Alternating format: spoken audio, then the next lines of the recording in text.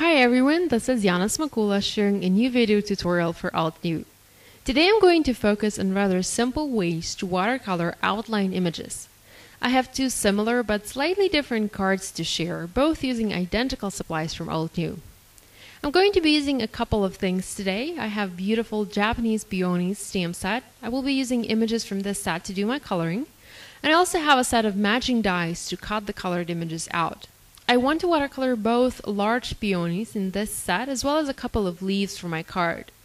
Now this set also has some great additional images which will help you to create beautiful flower clusters on your project. You have like these fun swirls in different sizes and some smaller leaves too. There's also one smaller peony with leaves for you to use as well.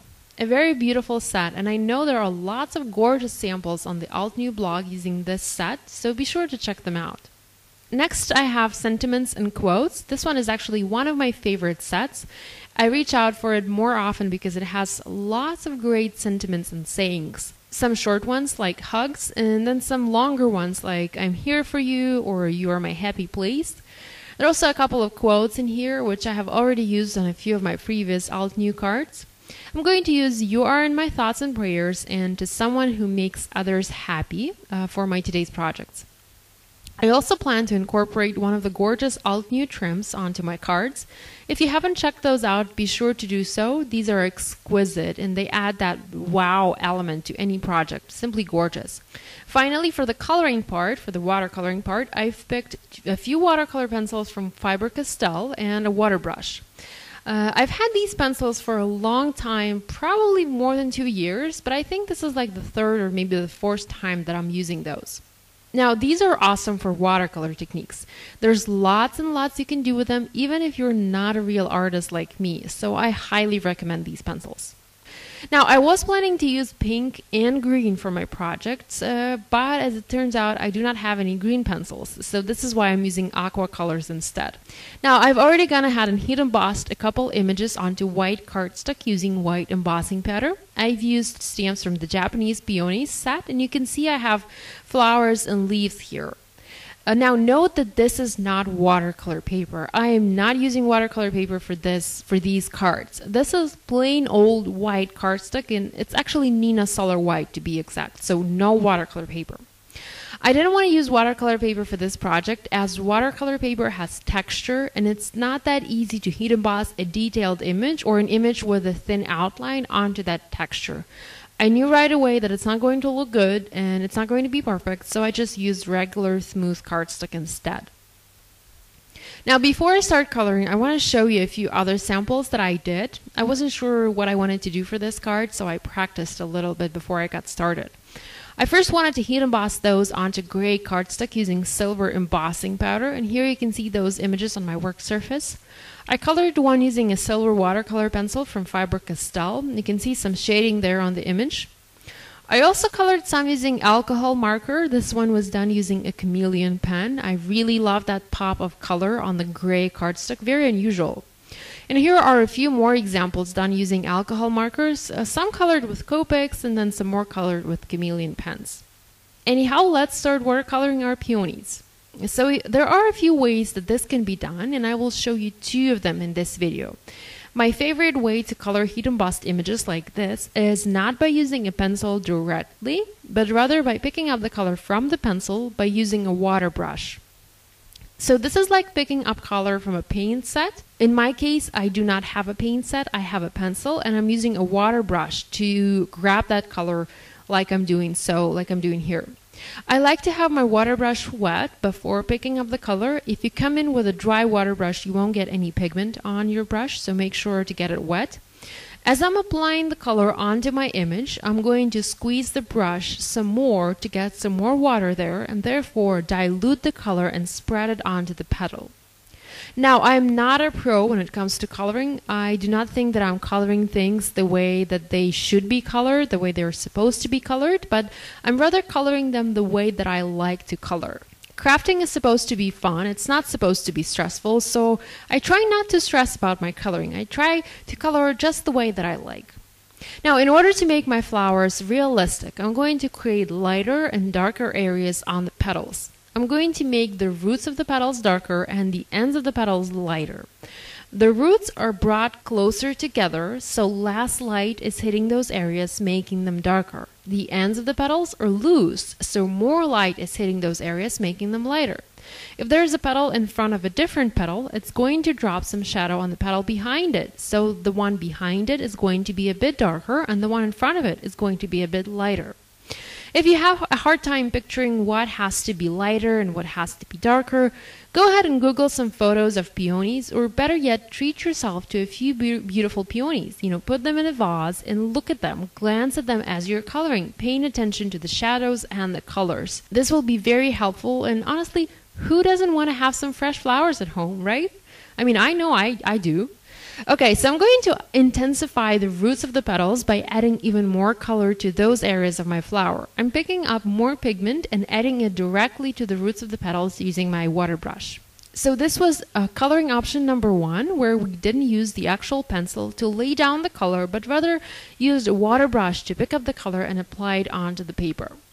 Now I'm going to color the leaves of my peonies by adding a bit of color to the images using the pencils themselves, and then blending the color and adding more color, a different color, a darker one, using a water brush. This is actually my least preferred method of coloring, but I still wanted to share it in this video to give you some options. Now, since I'm coloring a heat embossed image that has a raised outline, I'm constantly hitting that outline with my pencil. And if I hit too hard, I can break it or damage it, and damage the embossed edge, which I obviously do not want.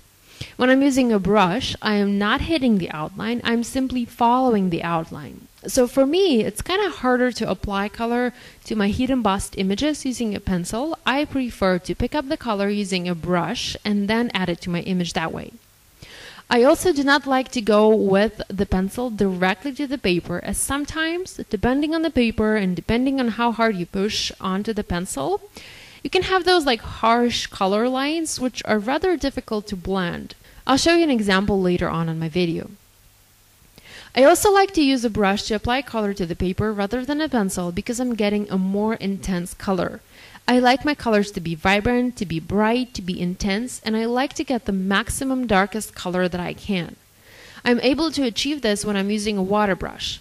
You can also get the maximum darkest color when your pencil is wet. Try this. Lay down some color using a dry pencil and then dip it lightly into water and color right next to the first sample. You'll see a huge difference in color intensity. Now, one more thing that I wanted to mention. You do not have to use a water brush for this. You can most definitely use a paintbrush. I chose to use water brush because I'm able to control the flow of water much better. I'm applying much less water onto my paper. Since I am not using a watercolor paper but regular cardstock, which is not designed to take water, I do not want to have a whole lot of moisture there. So water brush is the best option for me, but paintbrush will work just as well. So let's go back to the flower. I'm going to use a pink pencil and apply color directly to my flower, to those areas that I believe will be darker. I will then come in with a clear water brush. I do not have any pigment there, and will blend the color out to create a soft blend for my petals. It's not as easy to blend or to spread color as I'm not using watercolor paper, but you can still see the difference between the two types of coloring here. I personally prefer the first method and I find it easier, but you might like the second one best. Now, if you've never used watercolor pencils before, be sure to try both methods and decide which one is best for you. After I finished coloring my images, I used matching dies from Altenew and cut them out. Here I have the different colored peonies. The top one was colored using the second way, and if you look closely, you can kind of see those unblended harsh pencil lines. Whereas the other flowers have no harsh lines like that. They are blended, the color is blended nicely. So now it's time to put our card together. I've created an A2 top folding card base, and before I add my flowers, I want to add some drops of ink there. I'm using a spray ink from Here Arts. Any spray ink will work just fine for this, and I'm going to create some small drops on the front of my card. I'm going to do this by lightly tapping on the tube. This can also be done by using a paintbrush, and you can actually get drops of different sizes when you use different paintbrushes, like a small paintbrush and a large paintbrush. I wanted to have small, tiny drops here, so the tube from the spray bottle worked well for me. I'm going to arrange my colored and die-cut elements onto my card front and plan the card design out. I want to have pink flowers as well as aqua leaves there, plus a beautiful gold trim die cut on top, and finally a gold heat embossed sentiment. I've adhered the die cut elements directly onto my card base using glue, and I'm going to use foam tape to add the sentiment and the gold trim. I do not want everything to be flat there, so this is why I'm going to use foam adhesive. I'm first going to add a strip behind the sentiment, adhere it onto the trim element, and then add another piece to the back of the trim. This way, I'll make sure no adhesive is showing on my finished project. I also decided I was lacking gold in this card, so I grabbed a gold smooch ink from Clear Snap and added a couple of gold dots in between the pink ones to my card base. I think those tied the gold trim and the gold sentiment nicely together. I also created one more card. The design is identical, but there are less elements there. There are no pink drops in the background, as I know that not everybody likes a messy look like that. There are less flowers, and of course the sentiment is different. Now there are, however, a few drops of gold ink on the card, which I actually ended up adding at the very last moment. It was sort of like a last-minute decision.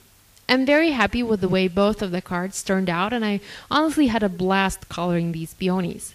I'm going to go ahead and color some more, maybe use different colors of pencils. I actually find coloring kind of relaxing and therapeutic, so I'm excited to color these some more, and I actually encourage you to do the same. Thank you for joining me. If you have any questions, please leave them in the comment section below or in the blog post. If you like this video and if you'd like to see more videos like this, please give it a thumbs up and be sure to subscribe to this channel. Thanks for watching. I'll see you next time. Bye!